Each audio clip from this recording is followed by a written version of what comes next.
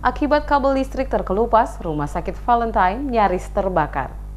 Rumah sakit Valentine milik pemerintah Kota Ambon Senin 16 April pagi sekitar pukul 9 waktu Indonesia Timur nyaris terbakar, tepatnya di lantai 2 belakang ruangan tuberkulosis di gedung tersebut. Menurut para saksi mata di lokasi, percikan api disertai asap tebal muncul tepatnya di bawah jendela ruangan belakang tuberkulosis lantai 2 gedung yang terletak di Jalan Imam Bonjol tersebut. Diduga penyebab percikan api hingga membuat korsleting listrik, diduga kabel listrik terkelupas yang terendam air. Asap tebal sempat menyelimuti beberapa ruangan di lantai 2 itu hingga ke lantai 1 tempat para pasien mengantri untuk berobat. Melihat ada asap tebal, warga yang mengantri berobat bersama petugas kesehatan dan ASN yang ada di rumah sakit itu panik dan lari berhamburan ke jalan raya. Salah satu warga mengatakan asap tebal menutupi beberapa ruang kurang lebih 10 menit. Petugas PLN yang mendapat laporan langsung terjun ke tempat kejadian, memutus arus listrik ke rumah sakit dan memeriksa instalasi sekitar tempat korsleting. Demikian halnya dengan petugas dari Dinas Pemadaman Kebakaran dan Penyelamatan Kota Ambon menerjunkan 6 mobil pemadam dan puluhan personil ke lokasi kejadian. Tiba di lokasi, petugas pemadaman tidak sempat menyemprotkan air karena tidak ada api yang menyala.